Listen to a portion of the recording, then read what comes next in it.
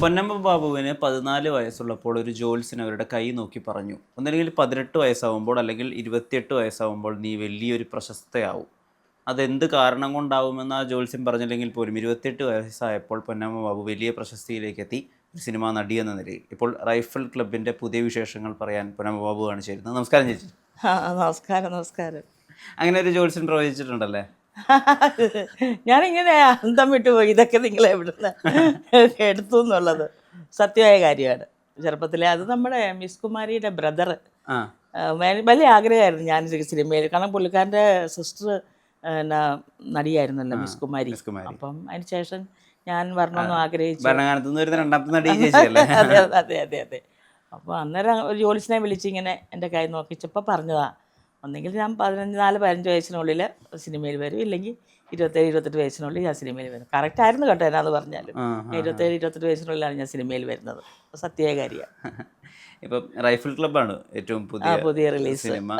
നമ്മൾ ഒട്ടും പ്രതീക്ഷിക്കാത്തൊരു കോമ്പിനേഷനിലാണ് സിനിമ വരുന്നത്. കാരണം ബാബു ചേച്ചിനെ ഒരു, അതായത് നമ്മൾ സാധാരണ ചേച്ചി ഒരുപാട് സിനിമകളുടെ ഭാഗമാവുമെങ്കിൽ പോലും റൈഫിൾ ക്ലബ്ബ് എന്നുള്ള സിനിമയുടെ ടൈറ്റിൽ എഴുതി വരുന്നതിൻ്റെ കൂടെ അതിലത്തെ എല്ലാ കഥാപാത്രങ്ങളും ചെയ്യുന്ന ആക്ടേഴ്സിന്റെ പേരും വരുന്നതിൻ്റെ കൂടെ പൊന്നമ്മ ബാബു എന്നും കൂടി എഴുതി വരുന്ന സമയത്ത് അത് ചേച്ചി എന്നുള്ള ആർട്ടിസ്റ്റിന് കൊടുക്കുന്ന ഒരു റെസ്പെക്റ്റാണ്. എത്രയോ കാലമായിട്ട് എത്രയോ ഫിലിം മേക്കേഴ്സ് ചേച്ചിയിലൂടെ സിനിമകൾ സാധ്യമാക്കിയിട്ടുണ്ടെങ്കിൽ ആദ്യമായിട്ട് ഒരു ടൈറ്റിലൊക്കെ എഴുതി വരുന്നത് അതിന്റെ ഒഫീഷ്യൽ പോസ്റ്റർ ലുക്കിൽ. അവിടെ നിന്ന് തന്നെ നമുക്കൊരു ക്യൂരിയോസിറ്റി ബിൽഡ് ആവുന്നുണ്ട്. അതായത് ആഷിഖ് കപൂർ പൊന്നമ്മ ബാബുവിനെ വെച്ച് എന്തായിരിക്കും ചെയ്യാൻ പോകുന്ന സ്ക്രീനിൽ എന്നുള്ളത് അത് വല്ലാത്തൊരു ക്യൂരിയോസിറ്റി ഫാക്ടർ ഉണ്ട്. ശരിക്കും എന്താ റൈഫിൾ ക്ലബിൽ ചെയ്യാൻ പോകുന്നത്? അത് ഇവ പറയത്തില്ല. എന്നാന്ന് വെച്ച് കഴിഞ്ഞാൽ അത് തിയേറ്ററിൽ പടം ഇറങ്ങി നിങ്ങൾ കണ്ടതിന് ശേഷം അതാണ് കുറേ കാര്യങ്ങളുണ്ട് ഉണ്ട് കുറച്ച് കാര്യങ്ങളുണ്ട്. അതിപ്പോൾ എനിക്ക് പറയാൻ പറ്റത്തില്ല. എന്തായാലും ഞാനൊരു വ്യത്യസ്ത ഒരു ക്യാരക്ടർ ഞാൻ ഇതുവരെ ചെയ്തിട്ടില്ല. അങ്ങനത്തെ ഒരു ക്യാരക്ടർ, അങ്ങനത്തെ ഒരു അപ്പിയറൻസും ഞാൻ ചെയ്തിട്ടില്ല. അതാണ് എനിക്ക് പറയാനുള്ളൂ ഒറ്റ വാക്കിൽ. എങ്ങനെ ഉണ്ടായിരുന്നു ഒരു ആഷിഖ് കപൂർ സെറ്റ്? ആഷിഖ് കപൂറിൻ്റെ സെറ്റിനെ പറ്റിയിട്ട് ആളുകൾ ഒരുപാട് സംസാരിക്കുക. അതായത് എല്ലാവരെയും ഈക്വലിയാണ് ട്രീറ്റ് ചെയ്യുക, എല്ലാവർക്കും ഈക്വലായിട്ടുള്ള സൗകര്യങ്ങൾ കൊടുക്കും, അവിടെ വലിയ ആൾ ചെറിയ ആൾ എന്നുള്ള ഡിഫറൻസ് ഇല്ല, എല്ലാവർക്കും കഥയെ പറ്റിയിട്ടൊരു ഏറെക്കുറെ ധാരണ ഉണ്ടായിരിക്കും. എന്തൊക്കെയാണ് ആഷിഖ് കപൂർ സെറ്റിൽ മനസ്സിലാക്കിയ കാര്യങ്ങൾ? സൂപ്പർ സെറ്റായിരുന്നു. ഞാൻ ഞങ്ങളെല്ലാം കുറച്ച് കൊല്ലങ്ങൾക്ക് പുറകോട്ട് പോയി. കാരണം ഞങ്ങൾക്ക് അവിടെ ഷൂട്ടെന്ന് പറഞ്ഞാൽ 40 ദിവസമായിരുന്നു ഞങ്ങളെല്ലാം ഒരുമിച്ചുണ്ടായിരുന്നത്. അതിൽ നൈറ്റും പോയി ഡേയും പോകുന്ന സീൻസുകളുണ്ട്. അവിടെ ഡേ നൈറ്റ് പോകുന്ന സീൻസുകൾ അവിടെ ഉണ്ടായിട്ടുണ്ട്. അപ്പോൾ രാവിലെ ഞങ്ങൾ പണ്ടൊക്കെ എന്ന് പറഞ്ഞ സിനിമകളിൽ ഞാൻ വരുമ്പം ക്യാരവൻ ഒന്നും ഉണ്ടായിരുന്നില്ല.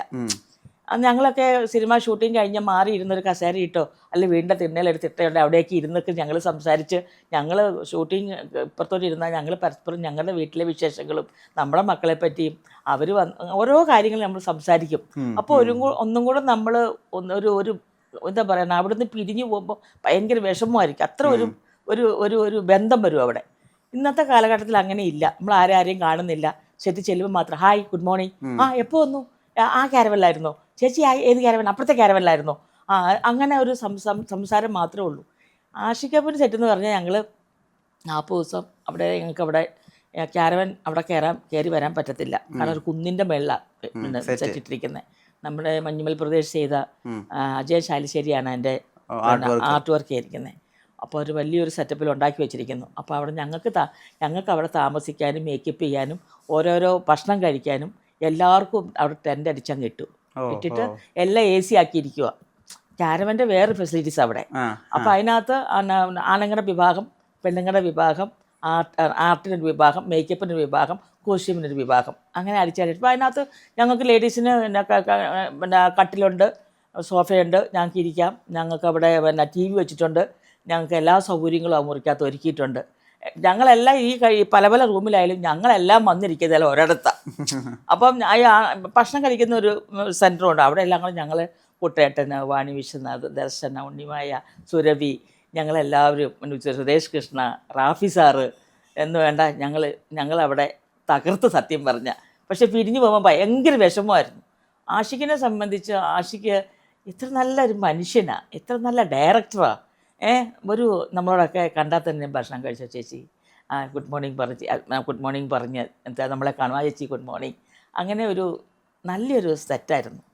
നല്ലൊരു പുള്ളി തന്നെയായിരുന്നല്ലോ ക്യാമറയും ഡയറക്ഷനും പുള്ളി തന്നെയായിരുന്നല്ലോ. അവൻ അതിൻ്റെ തിരക്കഥ എല്ലാം എഴുതിയേക്കുന്ന ചാമ്പുഷ്കറും ദിലീപ് നായർ സുഹാസു കൂടിയാണ് അതിൻ്റെ സ്ക്രിപ്റ്റും. അതിൻ്റെ സെറ്റ് എനിക്ക് പറഞ്ഞാൽ ഞാനത് തീർക്കത്തില്ല. അതുപോലെയായിരുന്നു അവിടെ, പൊന്നു പോലെയാണ് നോക്കിയത്. ഭയങ്കര സ്നേഹം തന്ന ആ സെറ്റ് അവിടുന്ന്. അത് 40 ദിവസവും നമ്മുടെ ഹൃദയത്തിൽ സൂക്ഷിക്കാൻ, അങ്ങേയറ്റം വരെ സൂക്ഷിക്കാനുള്ള സ്നേഹവും സൗഹൃദവും ഒക്കെ അവിടുന്ന് മനസ്സ് നിറഞ്ഞും സങ്കടപ്പെട്ടും കരഞ്ഞൊക്കെ അവിടുന്ന് ഞങ്ങൾ ലാസ്റ്റ് പോരുന്നേ. ഇന്നും ഞങ്ങളെല്ലാം ഒന്ന് ഒത്ത് ഇനിയിപ്പോൾ ഞങ്ങൾക്ക് ഇതിൻ്റെ കാര്യങ്ങളായിട്ട് ഇനി വരുക. അപ്പോൾ ഇനി എല്ലാവരും ഒരുമിച്ച് കാണുന്ന ആ ഒരു ത്രില്ലിൽ ഞങ്ങൾ ഇരിക്കുക. നമുക്കെല്ലാം കാണണം, അടിച്ചു പൊളിക്കണം എന്നും പറഞ്ഞ് ഞങ്ങൾ ആ ഒരു ഭയങ്കര ആവേശത്തിലാണ്. ഈ ആഷിഖ് കപൂർ സിനിമയിൽ പറയുന്ന ഒരു കൈൻഡ് ഓഫ് രാഷ്ട്രീയമുണ്ട്. അത് ഈ സിനിമയിൽ ടീസറിൽ തന്നെ നന്നായിട്ട് പ്ലേസ് ചെയ്തിട്ടുണ്ട്. അതായത് ഹനുമാൻ കൈൻഡ് ചെയ്യുന്ന ക്യാരക്ടർ ഇവിടെ ആണുങ്ങൾ ആരും ഇല്ലെന്ന് ചോദിക്കുന്ന സമയത്താണ് വാണിയത് ഇങ്ങനെ ഇരുട്ടിൽ നിന്ന് ഇങ്ങനെ വെളിച്ചത്തിലേക്ക് കയറുന്നത്. അത്ര ഒരു മാസ് എഫക്റ്റാണ്. ശരിക്കും നമ്മൾ പറയുന്ന സൂപ്പർ സ്റ്റാർസിന്റെ ഒരു ഷ്രിൽ ഔട്ടിൽ നടന്നു വരുന്ന അതേ ഫീൽ നമുക്ക് ആ ഒറ്റ വളരെ സെക്കൻഡ്സ് കൊണ്ടുള്ള നേരം കൊണ്ട് തന്നെ നമുക്ക് തോന്നിയത്. എനിക്ക് തോന്നുന്നത് കുറെ കാലത്തിന് ശേഷം മലയാളത്തിൽ വളരെ പവർഫുൾ ആയിട്ടുള്ള ഒരു സ്ത്രീകളുടെ കൂട്ടായ്മയും കൂടി ഇതിനകത്ത് കാണാൻ പറ്റുന്നത്. ചേച്ചി, വാണി വിശ്വനാഥ്, സുരഭി, ദർശന, എല്ലാവരും വളരെ ഉണ്ണിമായ, എല്ലാവരും നമ്മൾ കാണാത്ത വേറെ തന്നെ പരിപാടികളാ. അങ്ങനെ ഉണ്ടോ സിനിമ? വ്യത്യസ്തതയാണ് എല്ലാവർക്കും പ്രതീക്ഷിക്കാത്ത ഒരു വ്യത്യസ്തത ഈ പടത്തിനകത്ത് കൊണ്ടുവന്നിട്ടുണ്ട് എല്ലാ ക്യാരക്ടറിലും. അപ്പോൾ അത് ഇപ്പോൾ ദിലീഷ് പോത്തനല്ലേ അതിനകത്ത്, ദിലീഷ് പോത്തനുണ്ട്, ആർഡിക്സിലെ നമ്മുടെ വിഷ്ണു ഉണ്ട്, പ്രശാന്ത് മുരളി ഉണ്ട്. അങ്ങനെ എല്ലാവർക്കും ഒരു ഡിഫറൻറ്റ് ഒരു ഇതാ. എനിക്ക് അതിനെപ്പറ്റി പറയണമെങ്കിൽ ആ പടം റിലീസായാൽ മാത്രമേ എനിക്ക് അതിനെപ്പറ്റി പറയാൻ പറ്റത്തുള്ളൂ. ഒന്നും പറയാൻ എന്താ ക്യാരക്ടർ എന്ന് മാത്രം പറയാൻ പറ്റും. എൻ്റെ ക്യാരക്ടർ സൂസൻ, ഞാൻ പൊന്നൂസ് എന്നാണ് എൻ്റെ ഹസ്ബൻഡിന്റെ പേര്. രാമേട്ടനാണ് എൻ്റെ ഹസ്ബൻഡായിട്ട് അഭിനയിക്കുന്നത്. ആ പുള്ളിയുടെ വൈഫായിട്ടാണ് ഞാൻ. നമ്മുടെ ഒരു ക്ലബ്ബല്ലേ, ആ ക്ലബിൽ ഉണ്ടാകുന്ന കുറേ സംഭവ വികാസങ്ങളാണ് അതിനകത്ത്. നല്ല രസമാണ്. അത് നമ്മൾ അനുരാഗ് സാറുണ്ട് അതിനകത്ത്, ഹോളിവുഡിൽ നിന്ന് നല്ല ഉണ്ട്. പുള്ളി അവിടെ നമ്മൾ സാറ് അഭിനയിക്കാനുണ്ടായിരുന്നു. നല്ലൊരു മനുഷ്യൻ. നമ്മൾ പുള്ളി പടത്തിലൊക്കെ ഭയങ്കര വില്ലനായിട്ട് കാണുന്ന ആളല്ലേ. എന്ത് സ്നേഹമാണ്. പുള്ളിയൊന്നും കാരവനിൽ പോയി ഇരുന്നിട്ടേ ഇല്ല. പുള്ളി ഞങ്ങളോടൊപ്പം തന്നെ വന്നിരുന്ന് അതിനകത്ത് വന്നിരുന്ന് ഭക്ഷണം കഴിക്കുക. ഞങ്ങളോടൊപ്പം ഭാഷ മനസ്സിലായില്ലെങ്കിലും ഞങ്ങളോടൊപ്പം തന്നെ വന്നിരിക്കുക. ഞങ്ങൾ അവിടുന്ന് ഇവിടുന്ന് ഹിന്ദിയൊക്കെ തപ്പിപ്പെറുക്കി സാറിനോടും മലയാളത്തിലും ഇംഗ്ലീഷിലും ഒക്കെ മിക്സ് ചെയ്തൊക്കെ ഞങ്ങൾ കമ്മ്യൂണിക്കേറ്റ് ചെയ്തുകൊണ്ടിരുന്നത്. അതെല്ലാം ആസ്വദിക്കുകയും സാറ് തന്നെ പറഞ്ഞു, നിങ്ങളൊക്കെ എന്ത് സ്നേഹത്തിലാണ് ഇവിടെ കഴിയണേ, നിങ്ങൾ തമ്മിൽ എന്ത് രസമാണ് ഇവിടെ. ഞങ്ങളെ ആ എല്ലാം കണ്ടിട്ട് സാറിന് അങ്ങ് ഭയങ്കര ഇഷ്ടപ്പെട്ടു. ബോളിവുഡിലൊന്നും അങ്ങനെയല്ലല്ലോ, മൊത്തത്തിൽ സിസ്റ്റമാറ്റിക് അല്ലേ കാര്യങ്ങൾ. എല്ലാവരും ഇൻഡിപെൻഡൻ്റ് ആയിട്ട് എവിടെയെങ്കിലും ഒക്കെ ഇങ്ങനെ മാറി ഇരിക്കുവാണല്ലോ. ഇവിടെ വന്ന് കണ്ടപ്പോൾ എല്ലാവരും ഒരുമിച്ച് കൂട്ടമായിട്ട് എല്ലാവരും ഇരിക്കുന്നു, തമാശ പറയുന്നു, ചിരിക്കുന്നു. ഞങ്ങൾ ഇടവേളയിൽ ഞങ്ങളെല്ലാവരും ചീട്ട് കളിക്കുന്നു.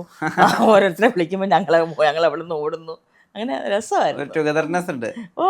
മറ്റൊരു ഇൻട്രസ്റ്റിംഗ് ഫാക്ടർ റൈഫിൾ ക്ലബ്ബിൽ ശ്യാം പുഷ്കരൻ എന്നുള്ള പേര് എഴുത്തുകാരുടെ കൂടെ കാണുന്നതാണ്. കാരണം ഇപ്പൊ മലയാള സിനിമയിൽ ഏറ്റവും അധികം വിലമതിപ്പുള്ള ഒരു റൈറ്ററാണ്. അദ്ദേഹത്തിന്റെ പേര് കൊണ്ട് ശ്യാം പുഷ്കരന്റെ ഡയറക്ടർ ആരായാലും ശ്യാം പുഷ്കരന്റെ സിനിമ കാണാൻ വേണ്ടി ഇപ്പൊ കുമ്പളങ്ങി നൈറ്റ്സ് ഒക്കെ ആയാലും ഒക്കെ തങ്കമൊക്കെ ആളുകൾ കാണാൻ പോകുന്ന ശ്യാം പുഷ്കരൻ എഴുതിയ സിനിമയല്ല, എന്തെങ്കിലും കാണുമായിരിക്കും എന്നുള്ളത്. അപ്പൊ അദ്ദേഹത്തിന്റെ പേര് കൂടി മറ്റു രണ്ട് സുഹാസും ദിലീഷും റൈറ്റേഴ്സ് ഉണ്ടെങ്കിൽ കൂടി ശ്യാം പുഷ്കരൻ എന്നുള്ളൊരു USB ഉണ്ടല്ലോ. അപ്പൊ അദ്ദേഹമായിട്ടുള്ള ഇന്ററാക്ഷൻ, അദ്ദേഹം ആയിട്ടുള്ള സംസാരങ്ങൾ എന്തൊക്കെയായിരുന്നു? ഓരോ സീക്വൻസ് നമ്മൾ ചെയ്യുമ്പോഴും നമ്മളിപ്പോൾ അതല്ല വേണ്ടെന്നുണ്ടെങ്കിൽ ശ്യാം വന്ന് പറയും, ചേച്ചി അത് വേണ്ട, അങ്ങനെയല്ല ഉദ്ദേശിക്കുന്നത്, ഇതാണെന്ന് പറയുമെന്ന്. അതങ്ങനെയായിരുന്നോ, ശരി ഓക്കെ. ചില നമ്മുടെ ലുക്കും ചില കാര്യങ്ങളും ഒക്കെ ഉണ്ടല്ലോ. അപ്പം നമ്മൾ സാധാരണ ഒരു സിനിമ ഞാൻ ചെയ്യുന്ന ഒരു എക്സ്പീരിയൻസ് അല്ലായിരുന്നു ഇതിനകത്ത്. അത് വേറൊരു പാറ്റേൺ ആയിരുന്നു. അത് ഞാൻ ആദ്യമായിട്ടാണ്. അത് എനിക്ക് പറയാൻ അറിയത്തില്ല. കാരണം അത് കുറച്ച് അതുണ്ട്. പക്ഷെ എങ്കിൽ പോലും ഞാൻ ഇത്രയും നാളുകളിൽ കണ്ട പടങ്ങളൊക്കെ ഞാൻ അഭിനയിച്ച ഇതിനകത്ത് ഞാൻ വളരെ വ്യത്യസ്തമായിട്ടുള്ള ഒരു പാറ്റേണാണ് ഇതിനകത്ത് എനിക്ക് കാണാൻ പറ്റിയത്. കാരണം ഞാൻ അങ്ങനത്തെ ഒരു പടത്തിൽ വന്ന് പെടാത്തോണ്ടാണോന്ന് അറിയത്തില്ല. അപ്പം എനിക്ക് അങ്ങനെ ഫീൽ ചെയ്തത് മൊത്തത്തിൽ, ലുക്കിലായാലും നോട്ടത്തിലായാലും നമ്മുടെ ഒരു സംസാരത്തിലായാലും എല്ലാത്തിലും ഒരു ഒരു ഒരു ഒരു ഒരു ഒരു ഒരു പ്രത്യേകതയുണ്ട് അതിനകത്തെല്ലാം.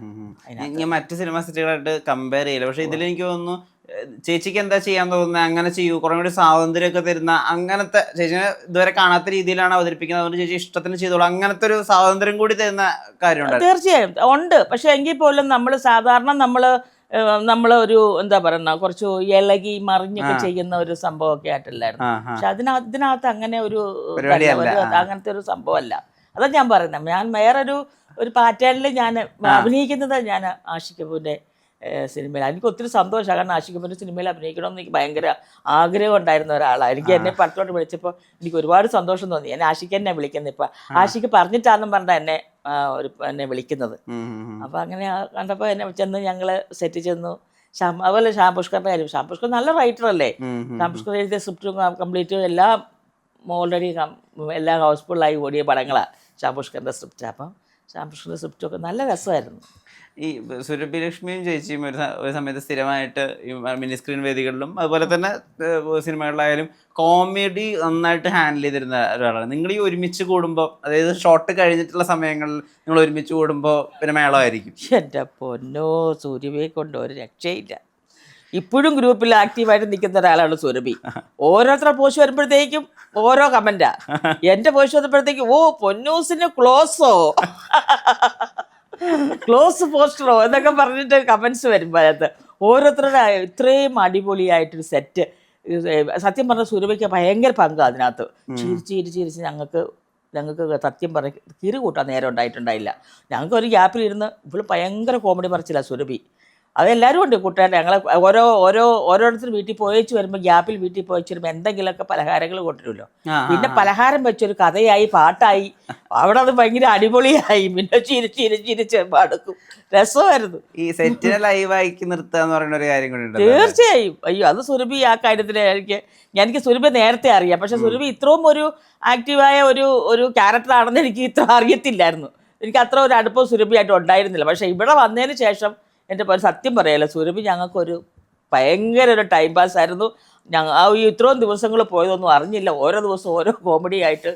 പിന്നെ പിരിയാൻ നേരത്തായാലും ഞങ്ങളെല്ലാം അങ്ങ് പിരിയുമ്പോൾ ഞങ്ങളെല്ലാം കണ്ണ് നിറഞ്ഞും എന്താ പറയുക വിഷമിച്ചും. പിന്നെ കുറേ നാളത്തേക്ക് ഭയങ്കര ഫീലായിരുന്നു അവിടുന്ന് പോന്നപ്പോഴേ. അതാണ് എനിക്ക് അങ്ങനത്തെ സിനിമ ചെയ്യാൻ ഇഷ്ടമാണ്. അല്ലെങ്കിൽ നമ്മൾ പറഞ്ഞ ഇങ്ങനെയാണ് ഞാൻ പറയുന്നത്, ഇത് ആഗ്രഹിക്കുന്നത്. ഇനിയുള്ള സിനിമകളൊക്കെ ഇതുപോലെ ക്യാരവനൊന്നും എടുക്കാതെ 10-15-20 ദിവസമൊക്കെ ഷൂട്ട് ഒരുമിച്ച് വരുന്നിടത്തേക്ക് ട്രെൻഡ് അടിച്ചിരണം. എന്നിട്ട് ഇങ്ങനെ ഒരുമിച്ച് എല്ലാവരും ഒന്ന് സഹകരിക്കുക. നമുക്ക് അങ്ങോട്ടും ഇങ്ങോട്ടും ഓരോ കാര്യങ്ങൾ പറഞ്ഞു പോകാമല്ലോ. അത് 15 ദിവസം 20 ദിവസം അടുപ്പിച്ച് വേണം. 5-6 ദിവസത്തേക്കൊന്നും നമുക്ക് പറ്റത്തില്ല. അവിടെ ക്യാരവൻ ഉണ്ടായേ പറ്റത്തുള്ളൂ. ഇങ്ങനെ ഒരു വീട് തന്നെ കേന്ദ്രീകരിച്ച് പോകുന്നൊരു സിനിമയൊക്കെ ആണെങ്കിൽ 10-20 ദിവസമൊക്കെ ഷൂട്ട് പോകണേ അവിടെ ഇതുപോലെ ട്രെൻഡ് അടിച്ചിട്ട് എല്ലാവരോടും ഇരുന്ന് ഇങ്ങനെ വർത്താനൊക്കെ പറഞ്ഞ് തമാശയായിട്ട് പോകുമ്പോൾ നമ്മളും ഭയങ്കര റിലാക്സാണ്. നമ്മൾ പിന്നെ ആ സീനിലോട്ട് പോകുമ്പോൾ സീനിൻ്റെ വരുന്നുള്ളൂ. അവിടുന്ന് കഴിഞ്ഞാൽ പിന്നെ നമ്മളായിട്ട് തന്നെ വന്നിരുന്ന് സംസാരിക്കുമല്ലേ. ഇപ്പം നമ്മൾ ഈ സിനിമാ ഗ്രൂപ്പുകളായിട്ടുള്ള ഫേസ്ബുക്ക് ഗ്രൂപ്പുകളിലൊക്കെ സംസാരിക്കുമ്പോൾ ഈ കോമഡി ചെയ്യുന്ന ആക്ടേഴ്സിൻ്റെ ഒരു കുറവ്, അല്ലെങ്കിൽ നമ്മളെ വിട്ടു പോയിട്ടുള്ള ഒരുപാട് മഹാരഥന്മാരായിട്ട് ഇപ്പം മാളച്ചേട്ടൻ അല്ലെങ്കിൽ ജഗതിച്ചേട്ടൻ ഇപ്പോൾ ആക്റ്റീവായിട്ട് സിനിമ ചെയ്യുന്നില്ല അദ്ദേഹത്തിൻ്റെ ആരോഗ്യസ്ഥിതി കാരണം. അത് കാരണം കൊണ്ടൊക്കെ തന്നെ അതുകൊണ്ടാണ് പലപ്പോഴും നമ്മുടെ മനസ്സിൽ നിൽക്കുന്ന ഹ്യൂമർ നടക്കാത്തത്, സംഭവിക്കാത്തതെന്നൊക്കെ ആളുകൾ ചർച്ച ചെയ്യാറുണ്ട്. ഇപ്പം ചേച്ചിയുടെ തന്നെ പോർഷൻസ് എടുത്ത് നോക്കുകയാണെങ്കിൽ ഇപ്പോൾ നമ്മുടെ മേരിക്കൊണ്ടൊരു കുഞ്ഞാടിൽ തന്നെ ഈ പള്ളിയിലച്ഛൻ ഇങ്ങനെ ഒരു ആഗ്രഹം ഉണ്ടായിരുന്നെങ്കിൽ പറഞ്ഞാൽ മതിയായിരുന്നു എന്ന് പറയുന്ന സമയത്ത് ആക്ച്വലി അവിടെ ആ കോമഡി ഫുള്ളായിട്ടും വർക്ക് ആവണതിന് ജഗതിച്ചേട്ടൻ്റെ മുഖത്ത് വരുന്ന ഭാവങ്ങൾ കൂടി വലിയ പങ്കുണ്ട്. അങ്ങനത്തെ ആക്ടേഴ്സിനെ കൂടി ചേച്ചി ഇപ്പം മിസ് ചെയ്യുന്നുണ്ടോ? നല്ല സത്യം പറഞ്ഞാൽ ഞാൻ ട്രിവാൻഡ്രത്ത് പോയപ്പോൾ അമ്പളിച്ചനെ കണ്ട് ഞാനും എൻ്റെ മോളും കൂടെ പോയിട്ടുണ്ടായിരുന്നു കാണാൻ വേണ്ടി. കണ്ടപ്പോൾ എൻ്റെ ഹൃദയം തകർന്നു പോയി. ഞാൻ എപ്പോഴും ഞാൻ മിക്കവാറും പോകാറാണ്. തിരുവനന്തപുരത്ത് എന്നാൽ ഞാൻ അമ്പളിച്ചനെ കണ്ടിട്ട് പോരാറുള്ളൂ. കൊറോണ കാരണമാണ് പോകാതിരുന്നത്. അപ്പം ഞാൻ ചോദിച്ചു, അമ്പളിച്ചേട്ടാ, അപ്പം ഞാൻ ചെന്ന് അമ്പളിച്ചേട്ടാ മനസ്സിലായോ ആരാന്ന് പറ എന്ന് പറയുമ്പം നമ്മ ഇങ്ങനെ പറയും. മനസ്സിലായിട്ടുണ്ട്, ഒച്ച പുറത്തോട്ട് വരുന്നില്ല. അപ്പം ഞാൻ ചോദിച്ചു നമുക്ക് ഒരുമിച്ച് അഭിനയിക്കണ്ടേ? അപ്പം അമ്പളിച്ചേട്ടൊരു കാട്ടായി വരുന്നു. എന്നാന്ന് ഇതൊക്കെ സത്യം പറഞ്ഞാൽ എനിക്കങ്ങ് വിഷമമായി. ഇനി എന്നാ അങ്ങനെ നടക്കുമോ? ഇനി അമ്പളിച്ചേട്ടനിപ്പോൾ ഒരു റിയാക്ഷനും ആ കാട്ടായം കണ്ടപ്പോഴേ എനിക്കങ്ങ് വിഷമമായിപ്പോയി. അമ്പളിച്ചേട്ടനൊക്കെ ഇല്ലാത്തതുകൊണ്ടുള്ള ഒരുപാട് വേഷങ്ങൾ നമുക്കൊക്കെ ഇല്ലാണ്ടായിപ്പോയി. നമുക്കൊക്കെ ഒരുപാട് കഥാപാത്രങ്ങൾ ഇപ്പോൾ ഒരുപാട് ആൾക്കാർ പോയല്ലോ. ഇപ്പോൾ ഒരുപാട് നേരെ കുറച്ച് ഇന്നസെന്റ് ചേട്ടന്, മറ്റേ രാജൻ പി ദേവ്, മറ്റേ മുരളിച്ചേട്ടന്, ഖനീഫിക്ക, എല്ലാവരും കുറേ പേര് പോയപ്പോൾ നമ്മുടെ കഥാപാത്രങ്ങളും അവിടെ മിസ്സായി സ്റ്റക്കായി. അപ്പോൾ അത് അവരുടെ ഒരു വിടവ് നികത്താൻ ഇന്നും മലയാള സിനിമയിൽ ആരും വന്നിട്ടില്ല. പമ്പിളിച്ചാൻ്റെ ഒക്കെ സ്ഥാനത്ത് നമുക്ക് ആരെങ്കിലും വരെ കാണാൻ പറ്റുമോ? പറ. സാമ്രാട്ടിന് ഒരു പേര് മാത്രമേ ഉള്ളൂ. പറ്റുമോ? പറ്റത്തില്ല. പിന്നെ ഇപ്പോഴത്തെ ഒരു ന്യൂജൻ സിനിമകൾ എന്ന് പറഞ്ഞാൽ അവരെ സംബന്ധിച്ച് അവർ പറഞ്ഞു വെച്ചാൽ ഇപ്പം അവർ എന്ന് വെച്ചാൽ അവർ പണ്ട് സിനിമകൾ കാണുമ്പോൾ, പണ്ടത്തെ സിനിമകൾ കാണുമ്പോൾ അവരൊക്കെ 10ാം ക്ലാസ്സും +2 ഒക്കെ ആയിരുന്നു. ഇപ്പോൾ നമ്മുടെയൊക്കെ സിനിമകൾ കണ്ടിട്ടുണ്ടെങ്കിൽ പിന്നെ അവരുടേതായ കാര്യങ്ങളിൽ വന്നു കഴിയുമ്പോൾ പിന്നെ അവരുടേതായ രീതിയിൽ പടം വരുമ്പോൾ പെട്ടെന്ന് നമ്മളെ പെട്ടെന്ന് ഓർത്തിരിക്കത്തില്ല. അവരിപ്പോഴത്തെ ഒരു ഇതിലേ വരത്തുള്ളൂ. പിന്നെ പലരും എന്നോട് പറയും, മനോ ചേച്ചി ഞങ്ങൾ മിസ്സാവുന്നതാണ്, പലപ്പോഴും ഞങ്ങളുടെ ഓർമ്മയിൽ കിട്ടാത്തതുകൊണ്ടാണ്, ചേച്ചിക്ക് ഞങ്ങളെ ഒന്ന് വിളിക്കാമല്ലോ എന്നൊക്കെ എന്നെ പലരും എൻ്റെ അടുത്ത് ചോദിച്ചിട്ടുണ്ട്. ഞാൻ പലപ്പോഴും ആലോചിച്ചിട്ടുണ്ട് തന്നെയാണ് ന്യൂജൻ സിനിമകളൊക്കെ നമുക്ക് ഈ ഹ്യൂമർ ചെയ്യാനും അതിൽ ചെയ്യാൻ എന്താണ് വരാത്തെ, അല്ല എന്താണ് ഇങ്ങനെ ഒരു നമുക്ക് ഇങ്ങോട്ട് കയറി വരാത്തത് ഞാൻ ആലോചിക്കാറുണ്ടായിരുന്നു. അപ്പോഴാണ് എന്നോട് മറ്റേ ബേസിൽ എൻ്റെ അടുത്ത് പറഞ്ഞു ബേസിൽ ജോസഫ്. ഞാൻ ബേസിലിനോട് ചോദിച്ചു എന്താണ് ബേസിൽ നമ്മളെയൊക്കെ എന്താ വിളിക്കുന്നത്. അയ്യോ ചേച്ചി മറന്നിട്ടാ, ഓർക്കാഞ്ഞിട്ടാ ചേച്ചിക്ക് എന്നെ ഒന്ന് വിളിക്കാമായിരുന്നില്ല എൻ്റെ അടുത്ത് ചോദിച്ചതാ. അപ്പം നമ്മൾ എല്ലാവരോടും നമുക്ക് ചോദിക്കാൻ പറ്റത്തില്ലല്ലോ, എല്ലാവരും എനിക്കറിയത്തില്ല. അപ്പം അങ്ങനെ അപ്പോൾ നമ്മൾ അങ്ങനെയുള്ള പടങ്ങൾ വരുമ്പോഴാണ് ആൾക്കാർ നമ്മളെ നോട്ട് ചെയ്യത്തുള്ളൂ. ആ ചേച്ചി ആ പടത്തിലുണ്ടല്ലോ, അപ്പം ആ കഥാപാത്രം വരുമ്പോൾ ഇന്നത് ചെയ്യാം. അങ്ങനെയാണ് പല ആൾക്കാർ റിട്ടേൺ, ഇപ്പോൾ സിനിമയിൽ പണ്ട് റിട്ടേൺ ഇരുന്ന ആൾക്കാരെല്ലാം ഇപ്പോൾ സിനിമകളിൽ സജീവമായിട്ട് വന്നു. കാരണം അവർക്ക് വേഷങ്ങൾ കിട്ടിയപ്പോൾ അവരാ പടത്തിലുണ്ടല്ലോ, അത് കൊള്ളാമല്ലോ. അപ്പോഴാണ് പിന്നീട് നമുക്ക് പടങ്ങൾ വരുന്നത്. അപ്പോൾ അതുകൊണ്ട് കോമഡി ചെയ്യാൻ അപ്പോൾ ആൾക്കാർ ഇപ്പോഴും നമുക്ക് ഇൻഡസ്ട്രിയിൽ കുറവാണ്. നമ്മുടെ ആൾക്കാരുകൾ എന്താ പറയുക എല്ലാം ഇങ്ങനെ ചില സുഖമില്ലാണ്ട് കുറേ പേര് നമ്മളെ വിട്ടുപോയി. ഈ ഇപ്പം കോമഡിയുടെ തന്നെ ട്രാക്കും ഒരുപാട് മാറില്ല. ഇപ്പം ആവേശം എന്നുള്ള സിനിമയിലുള്ള കോമഡി നമ്മൾ മുമ്പ് കണ്ടിരുന്ന പോലത്തെ ഒരു വെർബൽ ഹ്യൂമർ അല്ല, അല്ലെങ്കിൽ പ്രേമലൂരിലുള്ള തമാശ നമ്മൾ കാണുന്നതല്ല. ഈ കോമഡിയിലത്തെ മാറ്റം, ഇപ്പൊ ചേച്ചി ഹ്യൂമറിനോട്ട് ഒരുപാട് ട്രാവൽ ചെയ്തിട്ടുള്ളതാണ്, കഥാപാത്രങ്ങൾ ചെയ്തത്. ഈ കോമഡിയുടെ മാറ്റം ഉണ്ടല്ലോ. മാത്രമല്ല ഇപ്പൊ പണ്ടത്തെ പോലെ അല്ല, ഉത്തരവാദിത്തത്തോടുകൂടി കോമഡി എഴുതാൻ പറ്റൂ, ബോഡി ഷേമിംഗ് തമാശ എഴുതാൻ പറ്റില്ല, പൊളിറ്റിക്കലി കറക്റ്റ് ആയിരിക്കണം. ഈ കോമഡിയുടെ മാറ്റത്തിന് ചേച്ചി ഒരു ആർട്ടിസ്റ്റ് എന്നുള്ള രീതിയിൽ എങ്ങനെയാന്ന് നോക്കി? നല്ല കാര്യമല്ലേ, മാറ്റങ്ങൾ എപ്പോഴും നല്ലതല്ലേ, നാച്ചുറലായിട്ടല്ലേ. പണ്ടൊക്കെ കുറച്ചൊക്കെ ഒരു നമുക്ക് ഡ്രാമ അല്ലെങ്കിൽ ഒരു കയറി ശകലം ഉള്ളിടത്ത് വരും. ഇപ്പോൾ ഒരു നാച്ചുറലായിട്ട് ഞങ്ങൾ പോകുന്നതല്ലേ. ഇപ്പോഴത്തെ കോമഡിയൊക്കെ എനിക്കിഷ്ടമാണ്. നാച്ചുറലായിട്ട് പോകും, നമ്മൾ നാച്ചുറലായിട്ട് പറയുന്ന പോലെയല്ലേ അതും അങ്ങോട്ട് പോകുന്നത്. അതിനെയും ആൾക്കാർ സ്വീകരിക്കുന്നില്ലേ. ഇപ്പം നമ്മൾ മാറ്റം വന്നു കോമഡി അത് ശരിയല്ല എന്ന് പറയുന്നതിനോട് എനിക്ക് യോജിപ്പില്ല. ഞാൻ പറയുന്നത് ഇപ്പോഴത്തെ ആ ഹ്യൂമർ പോകുന്നതും നല്ല കാര്യം തന്നെയാണ് ഞാൻ പറയുന്നത്. നല്ലതായിട്ട് എനിക്ക് തോന്നിയിട്ടുള്ളത്, നല്ല അഭിപ്രായം എനിക്ക് പറയാനുള്ളൂ. ഇപ്പം ചേച്ചി തന്നെ വളരെ റെയറായിട്ട് ഒരാൾക്ക് കിട്ടുന്ന കുറച്ച് ഭാഗ്യവും അപൂർവതയായിട്ടുള്ള കുറച്ച് കാര്യങ്ങളുണ്ട്. ഇപ്പം മമ്മൂക്കയുടെ തന്നെ കൂട്ടുകാരൻ്റെ ഭാര്യയും അതുപോലെ തന്നെ മമ്മൂക്കയുടെ തന്നെ ഡാൻസ് ടീച്ചറുമായിട്ട് അഭിനയിച്ച ഒരേ ഒരു നടി ചിലപ്പോൾ ചേച്ചിയായിരിക്കും. വളരെ റെയറായിട്ട് അങ്ങനെ ഒരു കാര്യം. അതായത് മമ്മൂക്കയുടെ ഡാൻസ് ടീച്ചർ, അതായത് മമ്മൂക്ക ഡാൻസ് ചെയ്യുന്ന സിനിമകൾ, ഐ മീൻ ഡാൻസ് ഒക്കെ പ്രധാനമായിട്ട് ചെയ്യുന്ന സിനിമകൾ വളരെ കുറവാണ്. അതിന് തന്നെ ഡാൻസ് ടീച്ചറായിട്ട് ഒരാൾ വരിക എന്ന് പറയുന്നത് ഈ തുർപ്പുഖാനിലെ ആ സീനെ ഭയങ്കര റിപ്പീറ്റ് വാല്യൂ ഉള്ളതാണ്. ഇപ്പോഴും ഈ സിനിമയിൽ ഈ ചാനൽസിലൊക്കെ സിനിമയുടെ കോമഡി രംഗങ്ങളുണ്ട് എപ്പോഴും ഇടുന്നൊരു സീനും കൂടിയത്. ഈ തുർപ്പുഖാനിലെ ആ സീനിൻ്റെ ഓർമ്മകൾ എന്താണ്? തുർപ്പുഖാനിൽ ഞാൻ എന്നെ വിളിക്കുമ്പോൾ അതിനു മുമ്പ് ഞാൻ മമ്മൂക്കയുടെ അഭിനയിച്ച കുറേ പടങ്ങളുണ്ട്. ഞാൻ ബൽറാം വേഴ്സസ് താരാദാസ് പടം കഴിഞ്ഞ് വന്നിട്ടാണ് ഈ തുർപ്പുഖാനിലോട്ട് കയറുന്നത്. അപ്പോൾ എന്നെ ഇപ്പോൾ കൺട്രോൾ വിളിച്ചിട്ട് പറഞ്ഞു ഒരു ടീച്ചറായിട്ടാണ് എന്ന് പറഞ്ഞു. അപ്പോൾ ഞാൻ ടീച്ചർ എന്നുള്ളപ്പോൾ ഡാൻസ് ടീച്ചർ എന്ന് ടീച്ചറാണെന്നാ പറഞ്ഞുള്ളൂ. അപ്പം ഞാൻ അവിടെ ചെന്ന് കഴിഞ്ഞപ്പോഴത്തേക്ക് അറിയുന്നത് ഡാൻസ് ടീച്ചറാണെന്ന്. അതിന് മമ്മൂക്കനെ പഠിപ്പിക്കാൻ വേണ്ടി. അപ്പോൾ എൻ്റെ അടുത്ത് സുരാജ് വെഞ്ഞാറുകൂട് പറഞ്ഞേ, അയ്യോ അത് എന്നാ പിന്നെ പത്മ സുബ്രഹ്മണ്യൻ ഇങ്ങനെ കുറേ ആൾക്കാരുടെ പേര് പറഞ്ഞായിരുന്നു അവിടെ മമ്മൂക്ക ഡാൻസ് പഠിപ്പിക്കാനായിട്ട്. അത് പൊന്നുവാണോ അത് ചെയ്തതെന്ന് ചോദിച്ചു. ഞാൻ പറഞ്ഞു ഞാനാ ചെയ്തതെന്ന് പറഞ്ഞത്. അപ്പം ഞാൻ അവിടെ ചെല്ലുമ്പോഴായിരുന്നു. അപ്പം ഓൾറെഡി ഞാനൊരു ഡാൻസറാണ്. അപ്പോൾ ഡാൻസർ ആയതുകൊണ്ട് എനിക്ക് താളം പിടിക്കാനും എനിക്കറിയില്ല. ഞാനൊരു ഡാൻസർ അല്ല എന്നുണ്ടെങ്കിൽ എനിക്ക് താളം പിടിക്കാനോ ഒട്ടാനോ ചിലപ്പോൾ ശരിയായെന്ന് വരില്ല. അപ്പം അതുകൊണ്ട് എനിക്ക് ഡാൻസ് ടീച്ചർ കണ്ടപ്പോൾ എനിക്ക് ഭയങ്കര സന്തോഷമായി. മമ്മൂക്ക ഡാൻസ് പഠിപ്പിക്കുന്ന ഡാൻസ് ടീച്ചറല്ലേ. അപ്പോൾ അങ്ങനെ ചിലപ്പോൾ മമ്മൂക്ക പറഞ്ഞു. അപ്പം മമ്മൂക്ക ഉണ്ട് അവിടെ. ഞാൻ ചെല്ലുമ്പോൾ മമ്മൂക്ക പറഞ്ഞു ടീച്ചറാണ്, ഡാൻസ് ടീച്ചറാണെന്ന് പറഞ്ഞു. ഞാൻ പറഞ്ഞു ഞാൻ ഓക്കെ, എനിക്ക് സമ്മതം എനിക്ക് ചെയ്യാനായിട്ട്. പക്ഷെ ആ തിയേറ്ററിൽ ഞാൻ ഓർക്കുമായിരുന്നു മമ്മൂക്ക ചവിട്ടുമ്പോൾ മമ്മൂക്കടക്ക് കയ്യടി കൂട്ടത്തിൽ എനിക്കൂടെ കയ്യടി മനസ്സിലായോ. അങ്ങനെ കുറേ കയ്യടി തിയേറ്ററിൽ കിട്ടിയിട്ടുണ്ട് എനിക്ക് മമ്മൂക്കയുടെ കൂടെ പല പടങ്ങളിൽ അഭിനയിച്ചിട്ട്. അതുപോലെ തന്നെ എടുത്ത് പറയേണ്ട ഒരു ഇതാണ് ഈ താപ്പാനയില് മറ്റേ കൂട്ടുകാരൻ്റെ ഭാര്യയാണല്ലോ, കൂട്ടുകാരൻ്റെ പ്രായം കൂടിയ ഭാര്യയാണ്. അപ്പോൾ ഈ എപ്പോഴും ആ ക്യാരക്ടർ നൂറുണ്ടാന്നുള്ള ക്യാരക്ടർ ചെയ്ത അദ്ദേഹം, അപ്പം അദ്ദേഹം പറയുന്നുണ്ട് അവളുടെ ഒരു ചിക്കൻ കറി എന്ന് പറയുന്ന സാധനം ബീഫ് കറി നമ്മൾ ഒട്ടും പ്രതീക്ഷിക്കാത്തൊരു സീക്വൻസ് തന്നെ താപ്പാനയിലും. അതും ഭയങ്കര കയ്യടിയായിരുന്നു തിയേറ്ററിൽ. ആ എപ്പിസോഡ് എല്ലാവർക്കും ഭയങ്കര ഇഷ്ടപ്പെട്ട സീക്വൻസ് ആയിരുന്നു. തന്നെ കുറേ പേര് വിളിച്ച് ഇന്നും അത് തന്നെ എവിടെയെങ്കിലും വെച്ച് ആൾക്കാർ കാണുമ്പോൾ എന്നോട് ഇങ്ങനെ പറയാറുണ്ട്. പിന്നെ തിയേറ്ററിലൊക്കെ പോകുമ്പോഴത്തേക്കും എൻ്റെ അന്നാമ്മേ ബീഫ് കറി ഇതൊക്കെ പിള്ളേരെ ഇറക്കിയിരുന്ന് ഇങ്ങനെ പറയുന്നിട്ട്. അപ്പോൾ ഞാൻ വിചാരിക്കും അവരാ പടത്തിൻ്റെ കഥാപാത്രം ഇഷ്ടപ്പെട്ടുകൊണ്ടല്ലേ അവർ നമ്മളെ കാണുമ്പോൾ ഇങ്ങനെ ബീഫ് ഫ്രൈ വാവ് എന്നൊക്കെ പറഞ്ഞിട്ട് ഇടുമ്പോൾ ഞാൻ ചിരിച്ചോണ്ട് ഇങ്ങനെ പോരും. അവരത്ര മനസ്സിലായിട്ട് എടുത്തല്ലേ എന്ന് വിചാരിച്ചിട്ട്. ചേച്ചി മറ്റൊരു ക്യാരക്ടറിനെ പറ്റി ഇവിടെ ചോദിച്ചറിയാൻ ആഗ്രഹമുണ്ട്. അതെന്താണെന്ന് വെച്ചാൽ അത് കുറച്ചധികം പ്രശ്നമുണ്ട് അതിനകത്ത്. അത് ഭയങ്കര ഗൗരവമുള്ളൊരു കാര്യം. അത് ചേച്ചി എങ്ങനെ ചെയ്തു എന്നുള്ള അറിയാനാണ്. ഇപ്പൊ പ്രജ എന്നുള്ളൊരു സിനിമ നടക്കുന്നു. അതിന് ചേച്ചി ചെയ്യുന്ന ഒരു ക്യാരക്ടറിന് വളരെയധികം റിയൽ ലൈഫ് ആയിട്ടുള്ള ഒരു ക്യാരക്ടറായിട്ട് സാമ്യം ഒക്കെ ഉണ്ട്. നമുക്കത് നമ്മളങ്ങനെ അതിനെ മനസ്സിലാക്കിയിട്ടുള്ളത്. ഇപ്പൊ ഗിരിജയടത്തി എന്നുള്ള ക്യാരക്ടറിനെ പറ്റി പറയുന്നത്, അത് അന്ന് കേരള രാഷ്ട്രീയത്തിലുള്ള ഒരു ലേഡീനെ ആയിട്ട് സാമ്യമുള്ള രീതിയിൽ അന്ന് അതിനെ മനസ്സിലാക്കിയിട്ടുള്ളത്. അപ്പോൾ അന്ന് ഇപ്പൊ അവരത്രയും അന്നത്തെ അത്രയും ആക്റ്റീവ് അല്ല. അന്ന് അവരുടെ സ്റ്റേറ്റ്മെന്റ്സ് ആയാലും അവരുടെ രാഷ്ട്രീയമൊക്കെ ആയാലും അത്രയധികം കത്തി നിൽക്കുന്ന ഒരു രീതിയിലാണ്. അവിടെയാണ് സാരി കളക്ഷനെ പറ്റിയിട്ടും മേക്കപ്പിനെ പറ്റിയിട്ടൊക്കെ ഒരു ക്യാരക്ടർ അങ്ങനെ സംസാരിച്ചിട്ട് how do you rate me എന്നൊക്കെ ലാലേട്ടൻ്റെ ക്യാരക്ടറിനോട് പറയും. അവിടെ ഒരു ഡയലോഗ് കോൺവെർസേഷൻ നടക്കുകയും ഗിരിജയടത്തി എന്നൊക്കെ പറയണത് ആ ക്യാരക്ടർ ചെയ്യുമ്പോൾ ഇത് എന്തെങ്കിലും രീതിയിൽ പ്രശ്നമാവുന്നോ അല്ലെങ്കിൽ ഇത് എന്ത് രീതിയിലാണ് ഭാവിക്കാന്നോ അങ്ങനെ എന്തെങ്കിലും ആകുലതകൾ ഉണ്ടായിരുന്നു? എനിക്കറിയത്തേ ഇല്ലായിരുന്നു. ഞാൻ ഒന്നാമത് തന്നെ അവരെ കേട്ടിട്ടുണ്ടോ, അവരിൻ്റെ സ്ഥാനത്ത് ഇരിക്കുകയെന്നോ അവർക്ക് ഇത്രയും ഇതുണ്ടോന്നോ ഒന്നും എനിക്കറിയത്തില്ല. എൻ്റെ പടങ്ങൾ കുറച്ച് കഴിഞ്ഞിട്ടുള്ള പടങ്ങളായി പ്രജ, അതിനകത്ത് ഞാൻ ചെയ്യുന്നത്. അതിനകത്ത് എൻ്റെ വണ്ണമൊക്കെ നിങ്ങൾ കണ്ടില്ല. അതിനകത്ത് എനിക്ക് അതങ്ങനെ വലിയ വണ്ണമൊന്നും ആ പടത്തിലില്ല. അപ്പൊ ചെയ്തപ്പോൾ എന്നോട് ഇങ്ങനെ ഒരു ഗിരിജാന്ന് പറഞ്ഞ രാഷ്ട്രീയക്കാരത്തിന്റെ വേഷം ജോഷി സാറിന് അപ്പം അതിനുമ്പ് ജോഷി സാറിന്റെ വാഴുന്നവര് കുറച്ച് പടങ്ങൾ ഞാൻ ചെയ്തിട്ട് നിൽക്കുക. ജോഷി സാറിന് അപ്പോൾ ആ കഥാപാത്രം വന്നപ്പോൾ എനിക്ക് വന്നു. അങ്ങനെ ഞാനത് നന്നായിട്ട് ചെയ്ത് കഴിഞ്ഞപ്പോഴാണ് പലരും പറയുന്നത് അത് ഇന്ന ആളെയുടെ പടം ഇതാ. ഞാൻ പറഞ്ഞു എനിക്ക് അഭിനയിച്ചപ്പോൾ അങ്ങനെ തോന്നിയില്ലല്ലോ. എനിക്ക് ഒരു പക്ഷേ ആ ഒരു വ്യക്തി അടുത്ത് അറിയാത്തോണ്ടാവാം ഒരു പക്ഷേ എനിക്ക് അങ്ങനെ തോന്നാതിരുന്നേ.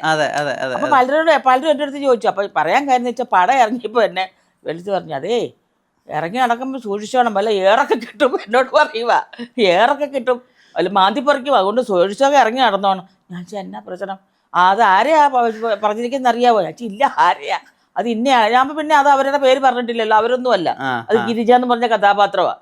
അവരുടെ പേരോ ഒന്നും നമ്മളവിടെ പറഞ്ഞിട്ടില്ല. അത് നിങ്ങൾ എനിക്ക് പേടിയൊന്നും ഇല്ല എന്ന് പറഞ്ഞാലേ എൻ്റെ ഉള്ളിലൊരു കിടുവുണ്ടായിരുന്നു. ഇനി ഇറങ്ങുമ്പോൾ പലയിടത്തുനിന്ന് ഏറി കിട്ടുക. അങ്ങനെ ഒരു ദിവസം ഞാൻ ട്രിവാൻഡ്രത്ത് ഒരു സിനിമയുടെ ഷൂട്ടിങ് കഴിഞ്ഞ് ഞാൻ ഷാളൊക്കെ ഇട്ട്, ഇപ്പം ഇവർ പറഞ്ഞ രീതിക്ക് ഞാനൊരു ഷാളൊക്കെ ഇട്ട് റെയിൽവേ സ്റ്റേഷൻ കണ്ണാടിയൊക്കെ വെച്ച് ഞാൻ ഇറങ്ങി ഷൂട്ടിങ്ങിന് പോയി തിരിച്ച് ഞാനിതുപോലെ ട്രെയിനിന് വരുക. അപ്പോൾ AC കമ്പാർട്ട്മെൻറ്റിൽ കയറിയപ്പോൾ നിറച്ചു വൈറ്റ് ഡ്രസ് ഇട്ട എല്ലാ രാഷ്ട്രീയക്കാരും. ആ കമ്പാർട്ട്മെൻറ്റ് നിറയെ MLA-മാരും മന്ത്രിമാരും ഒക്കെ എല്ലാം ആരൊക്കെയും ഉണ്ടായിരുന്നു. നിറഞ്ഞ് കംപ്ലീറ്റ് വെള്ള ഡ്രസ്സുകാരാണ്.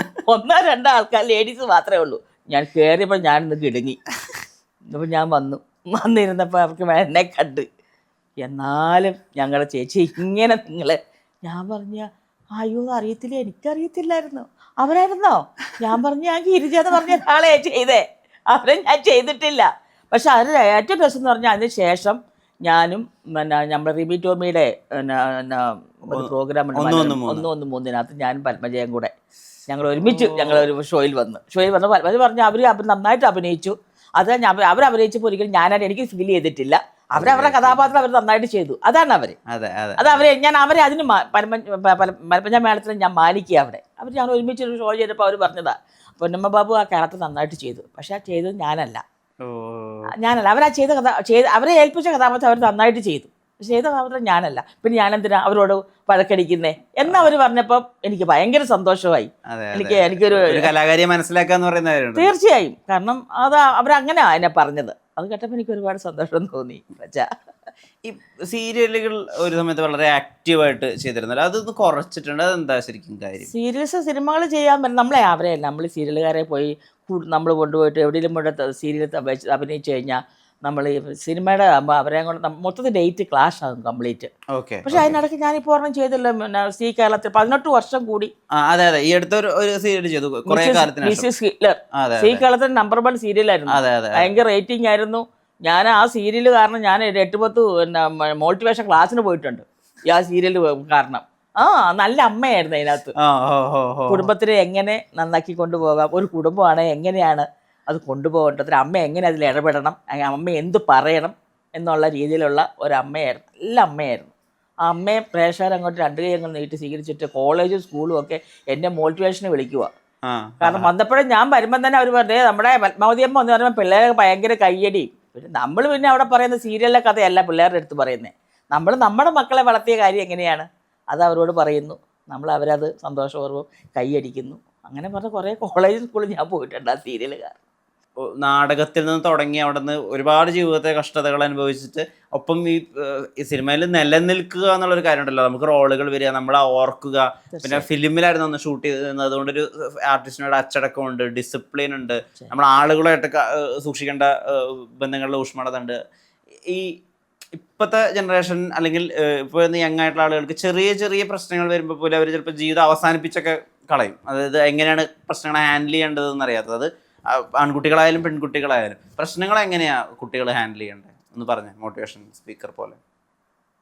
പ്രശ്നങ്ങൾ വെച്ചാൽ ഇപ്പോഴത്തെ കുട്ടികളങ്ങ് ചിന്തിക്കുന്നില്ല. അവരുടെ അച്ഛനും അമ്മയും എന്തുമാത്രം കഷ്ടപ്പെട്ടാണ് ആ മക്കളെ വളർത്തിയെന്നും, അല്ലെങ്കിൽ അച്ഛനും അമ്മയും എന്തുമാത്രം അതിൻ്റെ പുറകെ കഷ്ടപ്പെട്ടിട്ടുണ്ടെന്നും പിള്ളേർ അതിനെപ്പറ്റി ആലോചിക്കുന്നില്ല. പിള്ളേർക്കൊരു സങ്കടം വന്നാൽ പിള്ളേർ വേറെ ആളത് ഷെയർ ചെയ്യുന്നില്ല.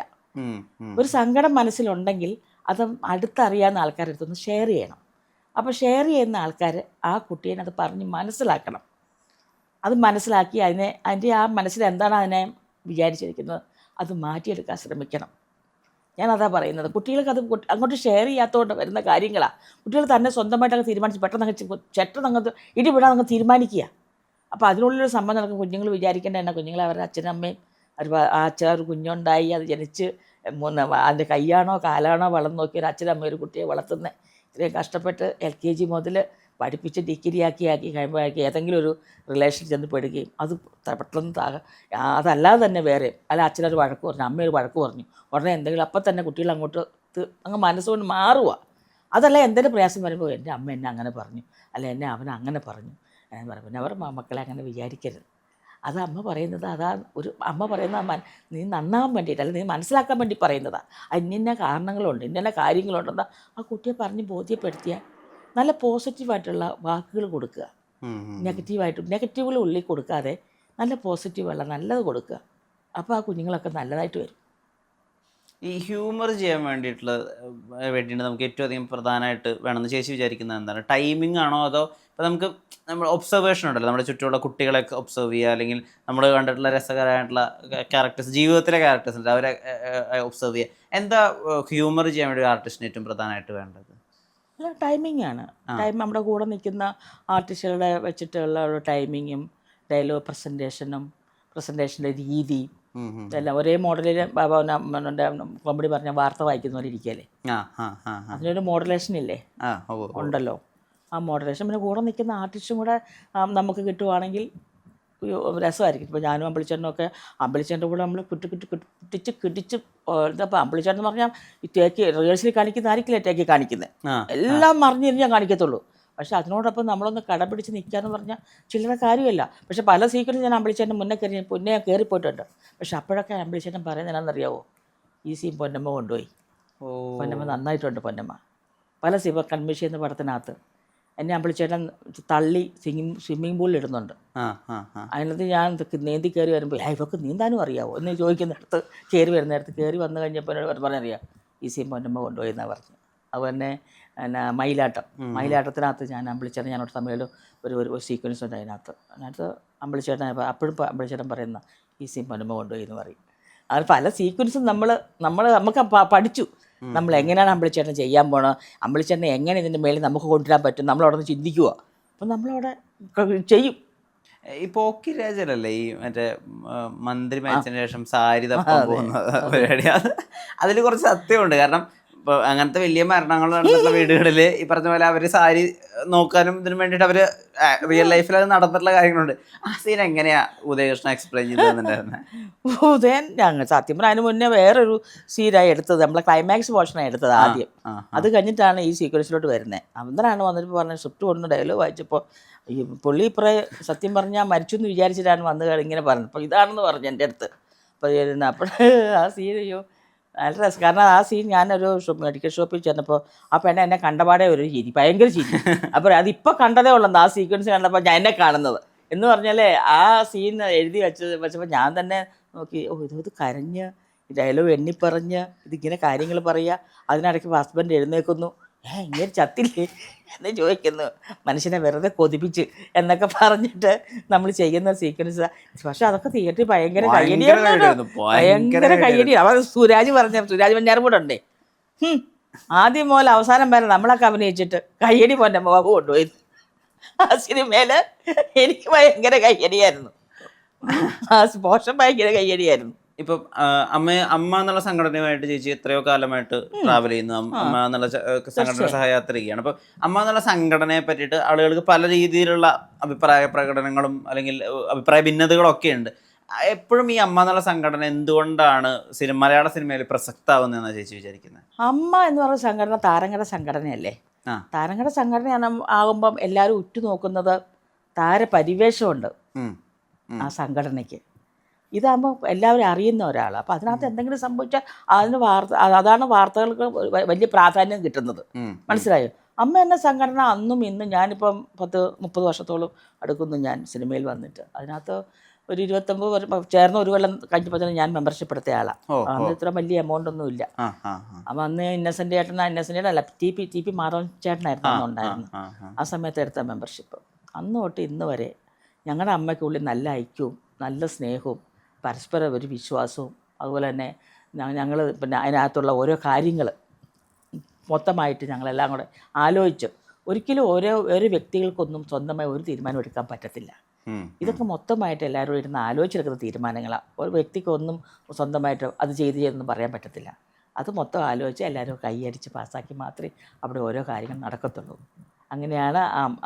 അപ്പോൾ അതിനകത്ത് ഒരുപാട് നല്ല കാര്യങ്ങൾ ഞങ്ങളുടെയൊക്കെ ഉള്ളിൽ ഞങ്ങൾക്ക് വേണ്ട അമ്മയുടെ വയ്യാത്ത ആൾക്കാരെ സഹായിക്കുക, പെൻഷനുണ്ട്, നമുക്ക് എല്ലാവർക്കും ഇൻഷുറൻസ് കവറേജ് ഉണ്ട് 5 ലക്ഷത്തിൻ്റെ, ഇപ്പോൾ 7 തോന്നുന്നു എല്ലാം കൂടെ. അപ്പോൾ അതുണ്ട്. പിന്നെ അങ്ങനെ ഇപ്പോൾ അത് തന്നെ 1.5 കോടിയോളം വർഷം അമ്മ അടയ്ക്കുന്നത്. എല്ലാവർക്കും കൂടെ ഉള്ള ഇൻഷുറൻസിൻ്റെ പൈസയും ഞാൻ പറയണം 1.5 കോടിയോളം അടുത്ത് അമ്മ അടയ്ക്കുക. അപ്പോൾ ഇതിനകത്ത് മൊത്തം എല്ലാം നല്ല ഇപ്പം ഞാൻ പറഞ്ഞപ്പോൾ നിങ്ങൾക്ക് ഇതിനകത്ത് എല്ലാം നല്ല കാര്യമല്ലേ വന്നിരിക്കുന്നത്. ഇതിനകത്ത് എന്തെങ്കിലും മോശകാര്യങ്ങളുണ്ടോ? ഇല്ല. അപ്പോൾ ഇതിനകത്ത് മോശകാര്യങ്ങൾ വരുന്നത് വാർത്തകളല്ലാതെ എന്തെങ്കിലും ആൾക്കാർ പുറത്തുനിന്ന് അത് വളച്ചൊടിച്ച് അതെന്തെങ്കിലുമൊക്കെ പറയുന്നതല്ലാതെ ഞങ്ങളുടെ സംഘടനയ്ക്കുള്ളിൽ ഞങ്ങളെല്ലാം വളരെ സ്നേഹത്തിലും ഐക്യത്തിലും എല്ലാം ഞങ്ങൾ പോകുന്നത്. ഒരു പ്രശ്നം ഉണ്ടായാൽ മമ്മൂക്ക, ലാലേട്ടൻ എല്ലാവരും അതിനകത്ത് ഇടപെടുകയും എല്ലാവരും അഭിപ്രായങ്ങൾ പറയും. അത് അടുത്ത ജനറൽ ബോഡി വരുമ്പോൾ അത് ഞങ്ങളെല്ലാം അതവിടെ ചർച്ച ചെയ്യുകയും നല്ലതിന് നമ്മളെല്ലാം കൈയടിച്ച് പാസ്സാക്കി. വേണ്ടെന്ന് പറഞ്ഞാൽ അവരത് എടുക്കത്തില്ല. മൊത്തം ചോദിക്കും, വേണ്ടെന്ന് പറയാണ് വേണ്ട, നല്ലതാണെങ്കിൽ കൈയടിച്ച് പാസ്സാക്കി ഒക്കെ അങ്ങനെയൊക്കെ നല്ല രീതിയിലാണ് പോകുന്നത്. ചേച്ചി പറയുമ്പോഴാണ് ഞാനത് മനസ്സിലാക്കിയിട്ടുള്ളത്. അതായത് പാർവതി തിരുവോത്ത് അമ്മയിൽ അംഗമായിരുന്ന സമയത്ത് പാർവതി തിരുവോത്ത് പറഞ്ഞ കാര്യമാണ് ഈ മറ്റേ വാഷ്റൂംസ് വേണം, അതായത് കാരവാൻ വേണം, എല്ലാ ആർട്ടിസ്റ്റുകൾക്കും ഇങ്ങനത്തെ സൗകര്യങ്ങൾ വേണമെന്ന് അന്ന് പാർവതി തിരുവോത്ത് പറഞ്ഞു. ചേച്ചി നേരിട്ട് പാർവതി തിരുവോത്തിനെ കണ്ടാമോദിച്ചു എന്നുള്ളത് അത് പാർവതി തിരുവോത്താണല്ലോ ആദ്യമായിട്ട് അമ്മയിലുണ്ടായിരുന്നപ്പോൾ അവർ പറഞ്ഞതാണല്ലോ. ഞാൻ അതിനെ അപ്രീഷിയേറ്റ് ചെയ്തു. നല്ലത് നമ്മൾ കാണുമ്പോൾ ആര് പറഞ്ഞാലും അത് നമ്മുടെ മൈൻഡ് അന്നേരം പോയിട്ടുണ്ടായിരുന്നില്ല. അങ്ങനെ ഒരു ഏരിയ കാരണം നമ്മൾ ഓൾറെഡി ചെല്ലുമ്പോൾ നമുക്ക് അവർ ക്യാരവനും കാര്യങ്ങളും ഫെസിലിറ്റീസ് എല്ലാം നമ്മൾ ചെല്ലുമ്പോഴേ ചേച്ചി അവിടെ ഡബിളാണ്, ഒന്ന് ആണുങ്ങൾക്ക് ഇപ്പുറത്ത് പെണ്ണുങ്ങൾക്ക് ഉള്ളത് നമ്മൾ കയറി ചെല്ലാറുണ്ട്. അപ്പോൾ ഈ മറ്റുള്ളവർ വരുമ്പോൾ അവർക്ക് എല്ലാവർക്കും ഇപ്പോൾ ക്യാരവൻ ചിലപ്പോൾ കൊടുത്തെന്ന് വരില്ല. അപ്പോൾ എനിക്കത് പാർവതി അത് പറഞ്ഞപ്പോൾ എനിക്ക് ഒത്തിരി ഇഷ്ടപ്പെട്ടു. അത് നല്ല കാര്യമായിട്ട് തന്നെ ഞാൻ പറഞ്ഞത്. നല്ല കാര്യം മോളെ, നമ്മൾ നല്ലതിനെ അപ്രീഷിയേറ്റ് ചെയ്യണമല്ലോ. ഞാൻ നല്ലതായിട്ട് തന്നെയാണ് പറഞ്ഞത്. അതിനകത്ത് ആരെന്ത് പറഞ്ഞാലും നമ്മൾ അതിനെ നല്ലതായിട്ട് നല്ല കാര്യങ്ങൾ വന്ന് പറയാറുള്ളൂ. അല്ലാതെ ആരും കയറിയിട്ട് മോശം അഭിപ്രായങ്ങളൊന്നും പറയാറില്ല. പക്ഷെ എപ്പോഴും അമ്മ ഒരു അവസരം തരും. നമുക്ക് ആർക്കെങ്കിലും എന്തെങ്കിലും പറയാനുണ്ടെങ്കിൽ വന്ന് പറയൂ. ആരും വന്ന് പറയത്തില്ലല്ലോ. അഡ്രസ് ചെയ്യുന്നില്ല, ആരും വന്ന് പറയുന്നില്ല. ഇപ്പോൾ കഴിഞ്ഞ കമ്മിറ്റിയിൽ തന്നെ ശേരാമാനം ചോദിച്ചു, പെണ്ണുങ്ങൾക്ക് ആർക്കെങ്കിലും എന്തെങ്കിലും പറയാനുണ്ടെങ്കിൽ പറയൂ, വന്ന് വരൂ എന്ന് പറയും. ഇത് ആരെങ്കിലും കയറി പറയണ്ടേ? ആരും പറയുന്നില്ല. പിന്നെ അല്ലാതെ എവിടെയെങ്കിലും പോയി നിന്ന് മാറി പറഞ്ഞിട്ട് അത് അമ്മ അതിനകത്ത് തെറ്റാന്ന് പറയുന്നതിന് നമുക്കത് പറയുന്നത് ശരിയല്ലല്ലോ.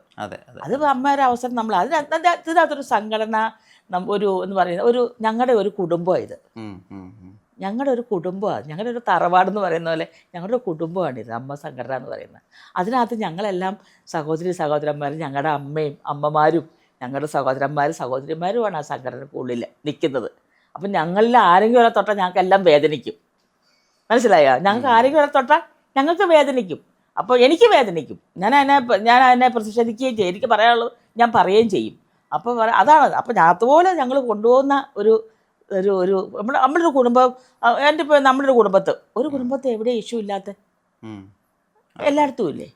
അപ്പോൾ എന്ന് പറയുന്നത് നമ്മളെല്ലാം പല പല കുടുംബത്തിലെ അംഗങ്ങളല്ലേ.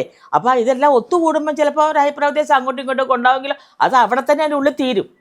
ഒരിക്കലും അതൊന്നും പുറത്തോട്ട് പോയിട്ടൊന്നും അങ്ങനെ നമ്മൾ മോശം ആക്കൂല. മോശമാക്കുന്നതൊക്കെ നിങ്ങൾ ഈ സോഷ്യൽ മീഡിയ പോലുള്ള ചാനൽസും മീഡിയാസും ഒക്കെയാണ് ഇതിനെ മോശമാക്കി. കാരണം നമ്മൾ എത്രയോ നല്ല കാര്യങ്ങൾ പുറത്ത് ഓരോ കാര്യങ്ങൾ ചെയ്യുന്നു, എത്രയോ പേർക്ക് വീട് വെച്ച് കൊടുത്തു, എത്ര പേരെ സഹായിക്കുന്നു. അവർ നടന്മാർ തന്നെ എത്ര പേരെ സഹായിക്കുന്നു. ഇപ്പോൾ ലാലേട്ടൻ, മമ്മൂക്ക, ദിലീപ് ഇവരെല്ലാം സഹായിക്കുന്നില്ലേ. പിന്നെ അമ്മ സംഘടനയ്ക്കുള്ളിലെ ഈ പെൻഷൻ മേടിക്കുന്ന ഒരു ഫണ്ട്, ആദ്യം വലിയൊരു ഫണ്ട് ഉണ്ടായത് എവിടുന്നാ? ദിലീപ് 2020 എന്ന് പറഞ്ഞൊരു സിനിമ എടുത്ത് വലിയൊരു എമൗണ്ട് അമ്മയ്ക്ക് തരുക. ആ എമൗണ്ട് അത്രയും വന്നപ്പോഴാണ് അന്നെന്തോ 3000 2500 കൊടുത്തുകൊണ്ട് എടുത്തുനിന്ന് 5000 വെച്ച് പെൻഷൻ കൊടുത്തു തുടങ്ങി. അപ്പോൾ ഒരിക്കലും നമുക്ക് ഇപ്പം നമുക്ക് അത് മറക്കാൻ പറ്റുമോ? ദിലീപ് ചെയ്തൊരു സത്പ്രവർത്തിയെ മറക്കാൻ പറ്റത്തില്ല. അമ്മ ശാന്തകുമാരി, നമ്മുടെ ആരുടെ ശാന്തകുമാരി ചേച്ചിക്ക് വീട് വെക്കാൻ അമ്മയെ സഹായിച്ചു, ദിലീപും സഹായിച്ചിട്ടുണ്ട് അതിനകത്ത്. അതൊന്നും പുറത്താരും പറയത്തില്ല. ഒരുപാട് സഹായങ്ങൾ ചെയ്തു. അപ്പം ഞാൻ കഴിഞ്ഞൊരു ഇൻ്റർവ്യൂവിനകത്ത് മമ്മൂക്കയോ ലാലേട്ടനോ എന്തോ ഞാൻ പറഞ്ഞു, ഓ അവർക്ക് നിറച്ച് പടം കിട്ടാൻ വേണ്ടിയിട്ടാണ് അവരത് പറയണേ. ഞാൻ ലാലേട്ടൻ്റെ കൂടെ അഭിനയിച്ച പടം ബാബാ കല്യാണിയാണ്. അതിനുശേഷം ഒരു പടത്തിൽ ഞാൻ അഭിനയിച്ചിട്ടില്ല. മമ്മൂക്കയുടെ ഒപ്പം ഞാൻ അഭിനയിച്ചത് കുട്ടനാടൻ ബ്ലോഗാണ്. അതിനുശേഷം മമ്മൂക്കയോടൊപ്പം ഞാൻ അഭിനയിച്ചിട്ടില്ല. ദിലീപിനോടൊപ്പം ഞാൻ അഭിനയിച്ച പടം മര്യാദരാമൻ സിനിമ.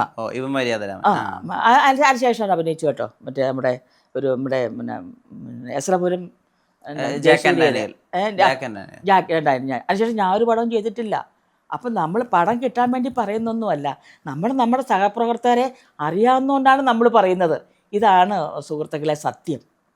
ഇതൊക്കെയാണ് സത്യം. ഞാൻ എൻ്റെ ഉള്ളിലുള്ള ആളല്ലേ. അപ്പം ഞാനൊക്കെ പറയാതെ ഇത് വേറെ ആര് പറയാനാ? പറയണ്ടേ? അതാണ് ഞാൻ പറയുന്നത്. ഒന്നും പടം കിട്ടാൻ വേണ്ടി പറയുന്നില്ല. ഞാൻ സത്യസന്ധമായിട്ട് ഇതറിയാവുന്ന കാര്യമാണ് ഞാൻ പറയുന്നത്. ചേച്ചി തന്നെ പണ്ടത്തെ വോക്കൊക്കെ എടുത്ത് നോക്കുന്ന സമയത്ത് ഒരു കാര്യം ശ്രദ്ധയിൽപ്പെട്ടിട്ടുണ്ട്. ഭദ്രൻ സാറ് ചേച്ചിക്ക് ഒരു 15 വയസ്സുണ്ടാകുന്ന സമയത്ത് എൻ്റെ മോഹങ്ങൾ പൂവണിഞ്ഞു എന്നുള്ള സിനിമയ്ക്ക് മേനക ചെയ്ത വേഷത്തിന് വേണ്ടിയിട്ട് കാസ്റ്റ് ചെയ്തിരുന്നു എന്നും അവസാന നിമിഷം ചേച്ചിയുടെ വിവാഹവുമായി ബന്ധപ്പെട്ട് ചേച്ചി അത് വേണ്ടാന്ന് വെച്ചൊന്നും കേട്ടിട്ടുണ്ട്. അത് സത്യമാണോ? എന്നാ ചേച്ചാ, ഇത് സാറ് അന്ന് അവിടെ ഞാൻ അന്ന് എൻ്റെ ആ സമയത്താണ് വരിക, വീട്ടിൽ വരിക. 10ാം ക്ലാസ്സിൽ പഠിക്കുന്ന സമയത്ത് സാറ് വന്ന് വീട്ടിൽ വന്ന് ഇങ്ങനെ ചോദിച്ച് പറഞ്ഞിട്ട് പോയി. അപ്പം ആ സമയത്ത് സിനിമ ഏതാണ് എടുക്കുക, ഇങ്ങനൊരു പടം നടക്കുന്നുണ്ട്, ഇങ്ങനൊരു എൻ്റെ കാസ്റ്റിംഗാണ് എന്ന് പറഞ്ഞ് സാറ് പറഞ്ഞിട്ട് പോകുന്നത്. അതിനുശേഷം പിന്നീട് അപ്പോൾ എൻ്റെ അമ്മയോട് പറഞ്ഞു കുറച്ച് ഫോട്ടോസ് എടുത്ത് അയക്കണമെന്നൊക്കെ പറഞ്ഞു. അപ്പോൾ അമ്മയ്ക്ക് ഭയങ്കര ഇൻട്രസ്റ്റ് ആയിരുന്നു എൻ്റെ സിനിമയെ കൊണ്ടുള്ളത്. കാരണം ഞാൻ കുഞ്ഞിലെ മുതൽ ഡാൻസ് കളിക്കുന്നുണ്ട്. പിന്നെ എൻ്റെ ആൾക്കാർ പറയുന്ന ഈ മിസ് കുമാറിൻ്റെ ബ്രദറിനും ഒക്കെ ഭയങ്കര ആഗ്രഹമായിരുന്നു ഞാൻ എങ്ങനെയൊന്ന് സിനിമയിൽ. കാരണം ഇവിടെ 10ാം ക്ലാസ് കഴിഞ്ഞിട്ട് വേണം. ചെറുപുഷ്പം ഫിലിംസ്, അത് കൊച്ചേട്ടൻ എന്ന് പറയും പാല. അന്ന് ചെറുപുഷ്പം ഫിലിംസ് ഭയങ്കര നമ്മൾ വലിയ ബാനറാണ് അന്ന്. അപ്പോൾ അന്നൊക്കെ ഈ അവരുടെ കൊച്ചേട്ടൻ എന്ന് പറഞ്ഞാൽ ഇവരൊക്കെ അറിയുന്ന ആൾക്കാരാണ്. അപ്പോൾ അത് ചിലപ്പോൾ മിസ് കുമാരി ആദ്യമായിട്ട് അഭിനയിച്ച പടം അതാണ് എനിക്ക് സംശയമുണ്ട്. അപ്പോൾ അതുകൊണ്ട് അവൾ 10ാം ക്ലാസ് കഴിഞ്ഞിട്ട് ഇവിടെ സിനിമയെ നമുക്ക് കൊണ്ടുവരണം എന്ന് പറഞ്ഞിരിക്കുമ്പോഴാണ് ഇങ്ങനെയുള്ള ഓഫറുകൾ വരുന്നത്. പക്ഷെ അത് വന്നില്ല, എന്നെ എടുത്തില്ല. കാരണം എടുത്തില്ലെന്ന് പറയുന്നത് മാത്രമല്ല, അന്ന് ആ ഒരു കല്യാണവും കാര്യങ്ങളും ഒക്കെ ആയിട്ട് അതങ്ങനെ അങ്ങ് മാറി. ഞാനത് വലിയ ഇപ്പോൾ അന്നപ്പോൾ ആരാണ് പിന്നീടത് എങ്ങനെയോ ഞാൻ എവിടെയോ എൻ്റെ ഒരു വായിൽ അങ്ങനെ പറഞ്ഞപ്പോൾ പിന്നീട് വന്നോ മോഹൻലാലിൻ്റെ നായികയായിട്ട് പൊന്നമ്മവാവിനെ ക്ഷണിച്ചു, പൊന്നമ്മവാവ് നിരസിച്ചു എന്നൊക്കെ പറഞ്ഞ്. എൻ്റെ അന്ന് ശങ്കറാ നായകൻ, ലാലേട്ടൻ അതൊരു കുഞ്ഞു വേഷം. ശങ്കറിൻ്റെ നായികയായിട്ട് അന്ന് ആ സിനിമയ്ക്ക് വേണ്ടിയിട്ടാണ് അന്ന് എന്നെ സാറ് നോക്കി എന്നെ അന്ന് വിളിച്ച് പോയത്. ലാലേട്ടൻ ചെറിയ വേഷ. ഇന്ന് ആൾക്കാർ നോക്കുമ്പോൾ ലാലേട്ടൻ ഭയങ്കര ലാലേട്ടൻ പടം വന്നിട്ട് പൊന്നമ്മവാവ് വേണ്ടെന്ന് ഈ തമ്മയെ കൊടുക്കുന്ന അതല്ല ആൾക്കാർ കയറുള്ളൂ നോക്കാൻ വേണ്ടിയിട്ട്. ഇത് ശങ്കർ അന്ന് ഹീറോയും ഭയങ്കര ഇതിൽ ലാലേട്ടൻ അത് ചെറിയ വേഷം ചെയ്ത സമയത്താണ്. ഇന്ന് ലാലേട്ടൻ ആൾക്കാർ നോക്കുമ്പോൾ ഇന്ന് ലാലേട്ടൻ ഭയങ്കര ഹൈപ്പായിട്ട് നിൽക്കുന്നു. ശങ്കറെന്നൊന്നും ശങ്കറിന്റെ പേര് പറയാൻ ആൾക്കാർ വായിച്ചാൽ കയറത്തില്ലല്ലോ കാണാനായിട്ട്. ഇങ്ങനെയൊക്കെയാണ് എഴുതി പിടിപ്പിക്കുന്നത്. അത് അങ്ങനെ കാര്യം ഉണ്ടായതാ. ഇപ്പൊ ഒരു നായിക നടിയായിട്ട് അങ്ങനെ ലോഞ്ച് ആവാമായിരുന്നു, അങ്ങനെ ആലോചിച്ചിട്ടുണ്ടോ? പിന്നെ ഞാൻ എൻ്റെ കറക്റ്റ് സമയത്ത് ദൈവം എന്നെ നയിച്ചു കൊണ്ടുപോയതെല്ലാം കറക്റ്റ് സമയം. വളരെ ചെറുപ്പത്തിലെ കല്യാണം കഴിച്ചു, വളരെ ചെറുപ്പത്തിലെ അമ്മയായി, വളരെ ചെറുപ്പത്തിലെ മക്കളെയൊക്കെ പിന്നെ പഠിപ്പിച്ചു, മക്കളെയൊക്കെ കല്യാണം കഴിപ്പിച്ചു, മക്കളെല്ലാം നല്ല വെളിയിലെല്ലാം സെറ്റിൽഡായി. ആ സമയത്ത് ഒരു ഗ്യാപ്പിൽ ഞാൻ വീണ്ടും സിനിമയിൽ വരുന്നു, നാടകത്തിൽ വരുന്നു. നാടകത്തിൽ നിന്ന് നാടകം കളിച്ചുകൊണ്ടിരുന്ന സമയത്ത് എന്നെ സിനിമ തേടി വരുന്നത്. സിനിമ തേടി വരുന്നു, എന്നെ സിനിമയിലോട്ട് എന്നെ സ്വാഗതം ചെയ്യുന്നു. ഞാൻ സിനിമയിൽ വരുന്നു. ആദ്യത്തെ പടം തന്നെ ഹിറ്റാണ് പടനായകൻ. എനിക്കത് അറിയത്തേയില്ല, അന്ന് ഹിറ്റിൻ്റെ മഹത്വമൊന്നും അറിയത്തില്ല. പടനായകൻ. അതിനുശേഷം പിന്നെ ഉദ്യാനപാലം ബ്രേക്കായി. പിന്നെ എന്നെ അങ്ങനെ ദൈവം കൊണ്ടുപോയി. പിന്നെ കോമഡി ചെയ്തൊന്നും ഞാൻ ഒരിക്കൽ പോലും വിചാരിച്ച ഒരാളല്ല. ഞാൻ ഒരു അമ്മ വേഷം എന്ന രീതിയിൽ കണ്ടു തന്നെ ഞാൻ അങ്ങനെ വന്നേ. എവിടെയോ ദൈവം പറഞ്ഞു നീ എനിക്ക് ഇത് കൂടെ അങ്ങോട്ട് നീ കൊണ്ടുപോകും എന്നും പറഞ്ഞ് എന്നെ കോമഡിയും കൂടെ ചെയ്തു. എങ്ങനെ അത് ജനം രണ്ട് കൈ നീട്ടി എന്നെ ദൈവം സ്വീകരിച്ചു. അത് ഞാൻ ബിഗ് സ്ക്രീനിലും ഞാൻ സക്സസ് ആയി, ഞാൻ മിനി സ്ക്രീനിലും ഞാൻ സക്സസ് ആയി. അതിൽ കൂടുതൽ എന്താ വേണ്ടേ?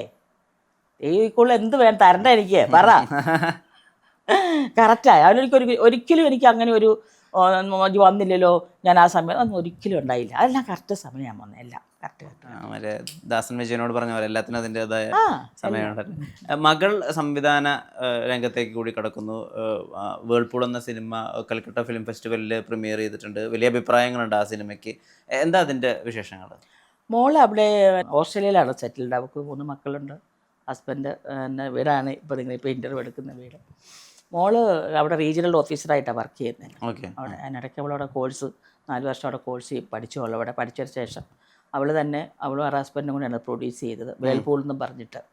അത് ആദ്യം ഇറ്റലിയിലാണ്. ഇറ്റലിയിൽ ഇൻ്റർനാഷണൽ ഫെസ്റ്റിവലിന് അവൾക്ക് പിന്നെ ബെസ്റ്റ് ഡയറക്ഷൻ്റെ ഫൈനൽ വരെ അവൾ അതിലുണ്ടായിരുന്നു. അവൾ അതിനുശേഷമാണ് കൊൽക്കത്ത ഫിലിം ഫെസ്റ്റിവലിൽ അവിടെ പോയി എന്ന് പറഞ്ഞാൽ അവിടെ ഭയങ്കര അഭിപ്രായം, ഭയങ്കരമായിട്ട് അത് ആൾക്കാർ ഇഷ്ടപ്പെട്ടു. ആ പ്രമേയം അവിടെയുള്ള ചാനൽസും എല്ലാം അത് ഒരുപാട് കവർ ചെയ്തു.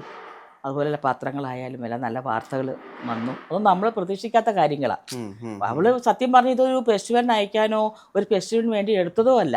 അവൾ തന്നെ സ്ക്രിപ്റ്റ് എഴുതി അവൾ തന്നെ ഡയറക്ഷൻ ചെയ്ത കാര്യമാണ്. അത് അഭിനയിച്ചിരിക്കുന്നതും ടെക്നീഷ്യനും എല്ലാം ഓസ്ട്രേലിയൻ ആൾക്കാരാണ്.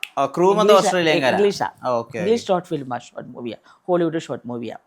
പിന്നെ അതിൻ്റെ ബാക്കി പോസ്റ്റ് പ്രൊഡക്ഷനൊക്കെ ഇവിടെയായിരുന്നു, ഇന്ത്യയിൽ.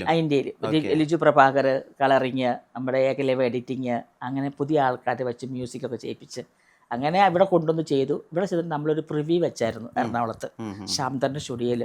അപ്പോൾ ഫസ്റ്റ് കട്ടിങ് കാണിക്കുന്നത് നമ്മൾ ജോഷി സാറിനെയാണ്. അന്നേരം നമ്മൾ മ്യൂസിക് പോലും ചെയ്തിട്ടില്ല.